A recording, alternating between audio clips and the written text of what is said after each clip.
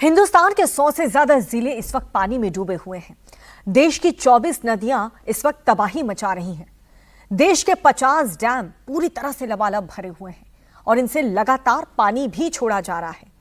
एक ही वक्त में पूरे देश में ऐसे हालात कभी नहीं देखे गए थे। ऐसा लग रहा है कि आधे हिंदुस्तान में जल युद्ध शुरू हो चुका है।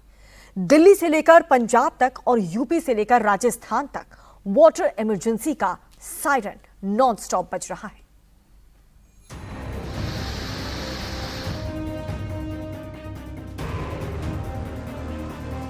कहीं बाढ़ सरहद की लकीर को लील रही है,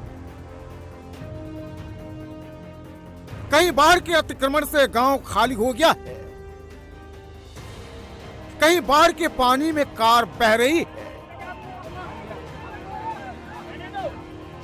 कहीं बाढ़ के पानी में कार जल समाधि ले रही है, तो कहीं झमाझम बरसात से पेड़ जानलेवा हो गए। मौसम की मार ऐसी है, बाढ़ का कहर ऐसा है, अब जान बचाने के लिए हेलीकॉप्टर उड़ रहे हैं। पहाड़ हो या फिर मैदान, दिल्ली हो या फिर पंजाब, हिमाचल हो या फिर जम्मू कश्मीर, यूपी हो या फिर राजस्थान, मध्य प्रदेश हो या गुजरात, राज्य बदल जाएंगे, जिले बदल जाएंगे, शहर बदल जाएंगे, लेकिन बाढ़ से मचे कोहराम की तस्वीर नहीं बदलेगी। कहीं उफनती नदियां तबाही ला रही हैं, तो ओवरफ्लो हो चुके डैम डरा रहे हैं। मैदानी इलाकों में उफनती नदियां बाढ़ ला रही हैं, घर मकान दुकान डुबा रही हैं, तो पहाड़ों पर मुसीबत तिगुनी हो गई है। उफनती नदियां, बेहिसाब बरसात और लैंडस्लाइड से हाहाकार मचा है। सबसे पहले आपको पंजाब के हालात बताते हैं, जहां भारत पाकिस्तान बॉर्डर पर जल युद्ध चल रहा है।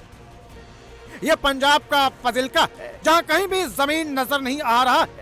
कैमरा जिधर पैन हो रहा है, जिधर कैमरे का फोकस हो रहा है, वहां सिर्फ पानी ही पानी नजर आ रहा है। फाजिल्का के 14 गांव बाढ़ की जद में है। पानी गांव के अंदर घुस चुका है, गांव अब टापू बन गया है और एनडीआरएफ की टीम ऐसे ही स्टीमर लेकर लोगों का रेस्क्यू कर रही है।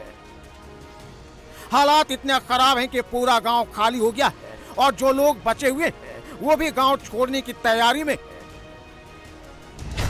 पंजाब पिछले 4 दशक यानी 40 साल में सबसे भीषण बाढ़ का सामना कर रहा है। पंजाब में अब तक 43 लोगों की मौत हो चुकी है। पंजाब के 23 जिले और 1655 गांव बाढ़ की चपेट में है। 1,75,000 हेक्टेयर फसल बर्बाद हो चुकी है।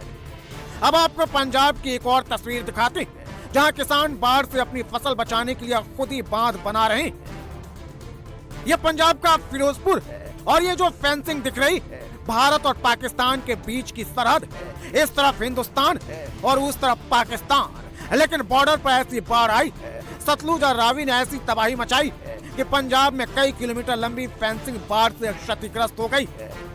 कहीं फेंसिंग या तो डूब गई है, उखड़ गई है या झुक गई है। फेंसिंग देखेंगे, ये इंडिया और पाकिस्तान के बीच जो लाइन बनी हुई है, ये पूरी फेंसिंग है। ये आप सामने फेंसिंग देख रहे हैं। इस समय सतलुज और ब्यास, क्योंकि सतलुज और ब्यास जो है वो फिरोजपुर से पहले उनका संगम हो जाता है, लिहाजा ये पूरी की पूरी फेंसिंग इस समय बाढ़ के पानी में डूबी हुई आपको नजर आ रही है। ये आप पूरी की पूरी तस्वीर जो है इस वक्त आप देख रहे हैं। ये फेंसिंग जो है वो बाढ़ के पानी के अंदर पूरी तरह से इस समय कवर है। हालांकि पहले पानी इससे ज्यादा था, अब थोड़ा कम हुआ है, लिहाजा थोड़ी बहुत फेंसिंग जो है वो नजर आ रही है। पंजाब पाकिस्तान के साथ 553 किलोमीटर की सीमा साझा करता है और इसमें से 80 किलोमीटर लंबी फेंसिंग बाढ़ से क्षतिग्रस्त हो गई है। जम्मू में भी बाढ़ के कारण इंटरनेशनल बॉर्डर की 110 किलोमीटर लंबी फेंसिंग को नुकसान हुआ। साथ ही करीब 90 बीएसएफ चौकियां पानी में डूब गई हैं। फिरोजपुर में बॉर्डर पर जो सैलाब कहर बरपा रहा है वो पाकिस्तान की ओर से आ रहा है और तबाही का यह सैलाब अब फिरोजपुर समेत पूरे पंजाब को बहा ले जाने पर आमादा है। मैं आपको सामने तस्वीर दिखाऊंगा।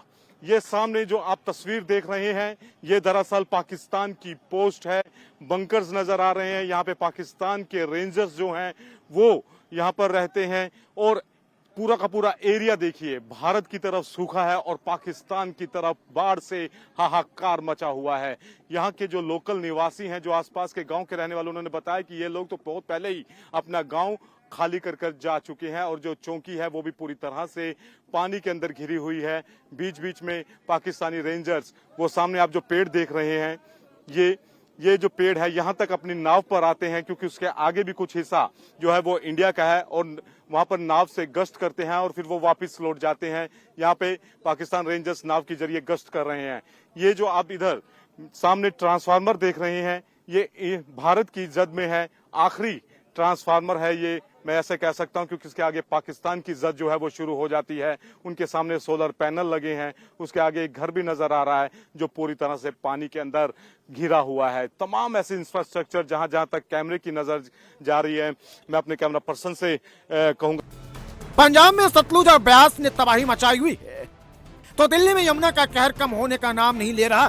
दिल्ली में यमुना अभी भी डेंजर लेवल से ऊपर बह रही है। ये दिल्ली की ड्रोन कैमरे से रिकॉर्ड की गई तस्वीरें हैं। दिल्ली में यमुना कितनी अंदर आ गई है, यमुना ने कितनी तबाही मचाई है, दिल्ली में कहां-कहां और कितना दरिया बह रहा है, इसका अंदाजा इन ड्रोन कैमरों की तस्वीरों से लगाया जा सकता है।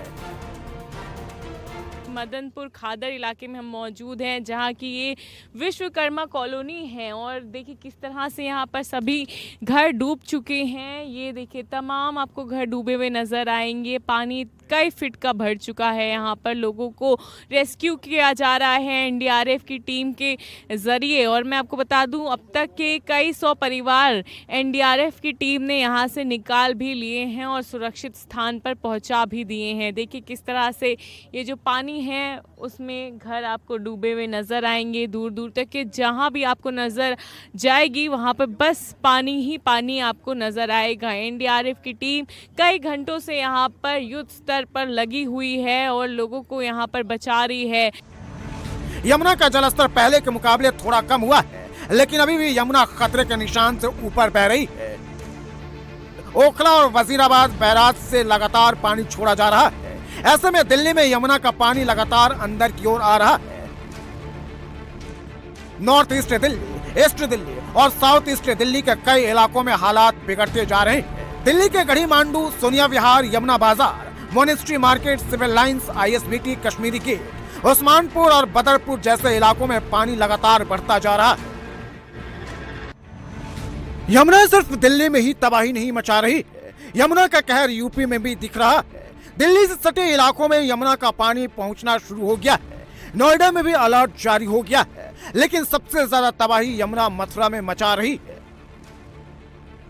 यह श्री कृष्ण की नगरी मथुरा है, जहां यमुना का पानी मथुरा के मंदिरों में घुस गया है। यमुना मथुरा के किनारे नहीं, यमुना पूरे